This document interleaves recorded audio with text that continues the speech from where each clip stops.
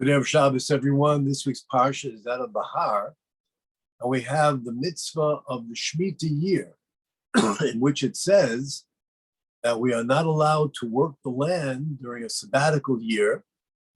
In Israel today, we're in a sabbatical year, and we will live off the produce that comes by itself.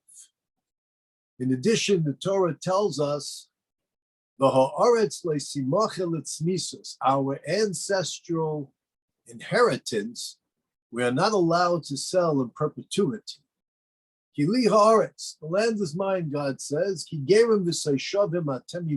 For you are strangers and residents with me in this land. Sages ask and say, what does it mean we're gerim and toshavim? Ger means a stranger, someone who has come from another place, another realm, and a toshav means a resident. So what does it mean that we're strangers and we're residents? This is a direct conflict. It's the opposite. One is the opposite of the other. In addition, if one has to sell their movable property, they can do so and sell it in perpetuity. If one has a home, which they built, they can sell that in perpetuity. But the ancestral land that we have inherited, that was given to us by God in the land of Israel, this we cannot sell for perpetuity. Why not? What's the difference? If one Jew wants to sell to another Jew, it still remains amongst Klal Yisrael. What is the problem? No, it cannot be done. And even if you sell it to a person forever, when the Jubilee year comes, the sale is null and void, and it goes back to its original owner. What would be terrible if it would be sold in perpetuity? This mitzvah of Shemitah, in which we are not allowed to work the land whatsoever. So the commentaries question, what is the reason for this? That the seventh year is the sabbatical year. Don't work the land. Don't plow. Don't plant. What we harvest, we're not allowed to keep as an owner, but rather we can take what we need to eat, and others are allowed to come into our fields and take what they need for their sustenance. What is the concept behind this mitzvah? The Klei Yakar says that there are some who wish to suggest that this is a mitzvah which is designed for the well-being of the land. We know there's such a thing as crop rotation, that if we're going to constantly sow and plant, we can deplete the land, the area of its nutrients. It's not good for the land. So therefore they will rotate crops. Some years they will do on this section, some years on another section. And therefore, that's the concept. The sabbatical year, we're going to leave the land fallow, and no one is going to work it, and the land will have a chance to rejuvenate itself. The Klei Yakar asks and says, if that's the case, then why are the consequences for one who violates the laws of Shemitah so severe? For it tells us that if we don't observe the laws of the sabbatical year and we work the land, it will result in our exile. If the purpose of the sabbatical year is to provide for us, so if we don't, I can understand a person says, you're not going to be successful in your endeavors, but that we should be displaced, sent into exile? What's the reason for that? And not only that, if we're sent into exile, who will occupy the land? It'll be occupied by our enemies. And they're certainly not going to treat the land with any more respect than we will.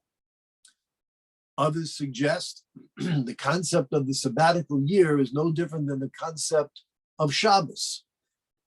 And that is, once every 7 years, we should stop and not work the land, as if to declare that this land, who is the creator of this land? It is God. We might think that we're the balabas. We're in control of the land and its produce. And therefore we refrain from working the land, thereby declaring, no, This land is created by God. He's the owner. He's the one who's in control. Similar to the same concept of Shabbos. A whole week we work and we might think that we are in control and we're the masters of our destiny.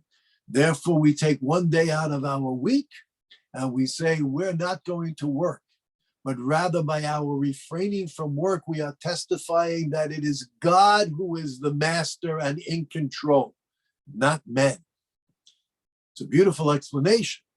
But here too, the Kli Yakar says, if we have Shabbos, which comes once a week to reinforce this message unto mankind that God is the creator and he is the master in control, then, and we're not to work in any fashion. We're not allowed to plow, we're not allowed to sow, we're not allowed to reap, and there's so many things we're not allowed to do on the Shabbos, by which we are testifying that God is the creator and the master, not man. So then what is the purpose of every 7 years we're going to repeat the same message? If the message on a weekly basis is insufficient for us to recognize that God is the creator and the master, then by refraining once every 7 years, that's going to encourage us to comprehend this? Therefore, the Kli Yakar suggests that we find the Torah tells us in regard to the laws of the sabbatical land. It says, Sheishanim tizra sadecha, v'sheishanim tizma kromecha. V'yasaftas to us. 6 years you shall sow the land, 6 years you shall prune the vineyards, the trees, and you will gather all of your produce.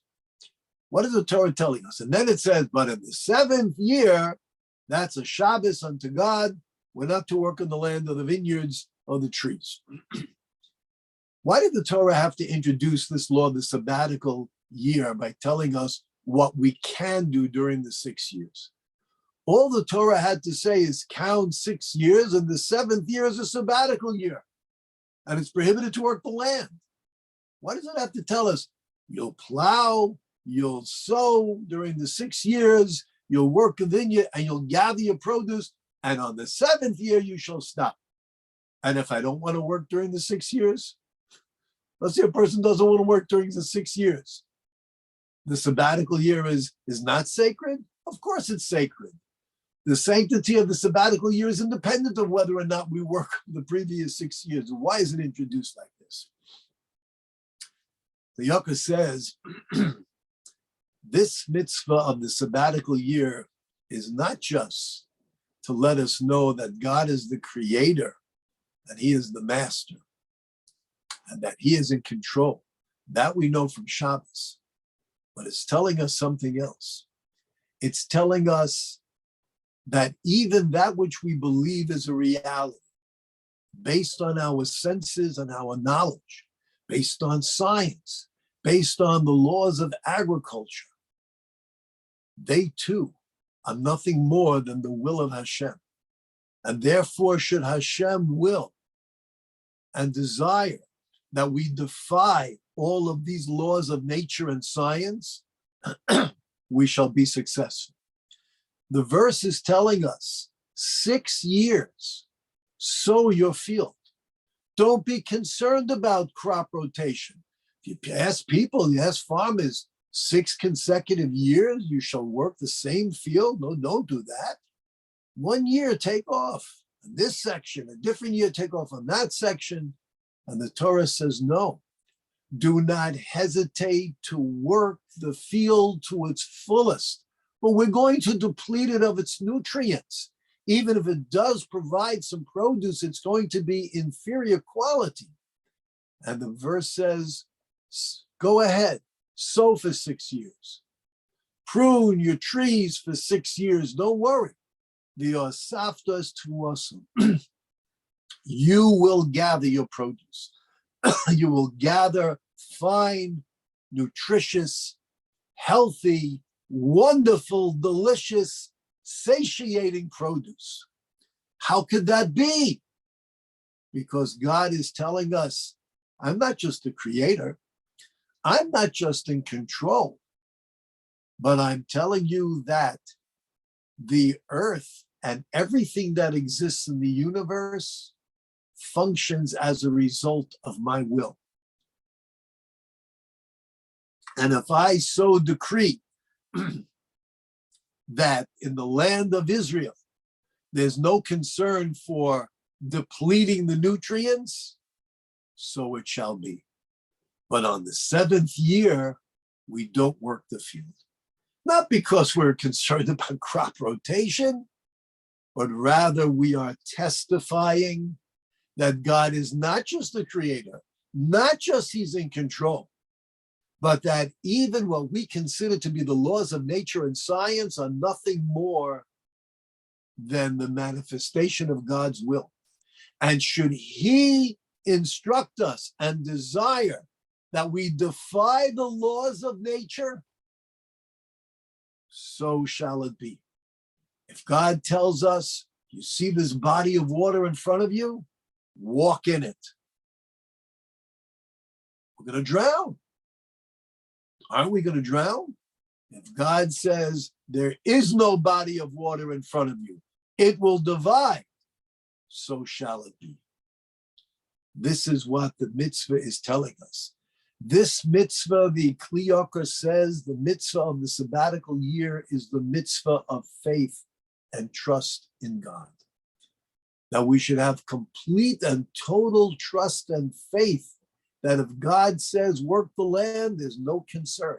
If God says don't work the land, then we don't work this land because it all belongs to God.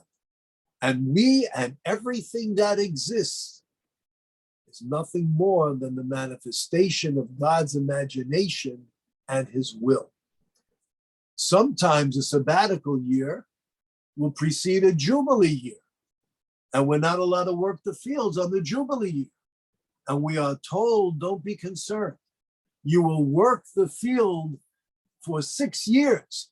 And on that 6th year, you know what will happen?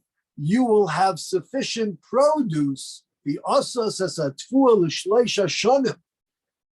will have satisfactory quantity and quality of produce in the 6th year of continuous sowing and working the field. It'll take care of your needs for the 6th year, the 7th year, the 8th year, and if it's a Jubilee year following, the 9th year. You ask anyone with any knowledge of the laws of nature, and they'll say you'll be lucky if you can get enough produce to satisfy for the 6th year. And God says, have faith. Have faith, because I'm the landlord. You know what you are? You are strangers. This is not your land. This is not our earth. This is not our body. This is not our lives. Everything belongs to God. It's been entrusted into our care, and we must care for it as God instructs us. And this is why it says, do not sell the land in perpetuity. You might want to, but the land is not ours. It's not ours. Everything belongs to God. And by telling us that we cannot sell it, even if we say, yes, we'll sign it here, I'm selling it to you forever, Torah law says that deed will be rendered null and void when the Jubilee year comes, because we are not the landlords. If anything, we're the tenants, and we need to take care of the property of the true owner. And you know what we are? We're gerim, we're strangers. And when we realize that indeed we're strangers, this is not our place. This is a temporary residence for us. Our place is with our Creator in the world of the souls and the world to come. When we understand that in this world we are strangers, then we're Taishavim, then we're residents. Then indeed we can reside in this world and derive all that God intended. What does that mean? What did God intend?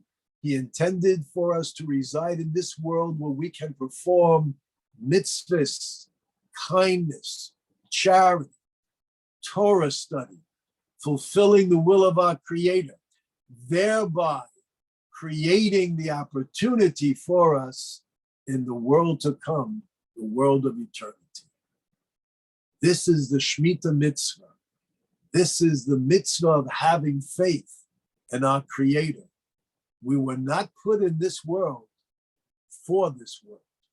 We were put in this world to use it as a corridor before the magnificent banquet hall of the world to come.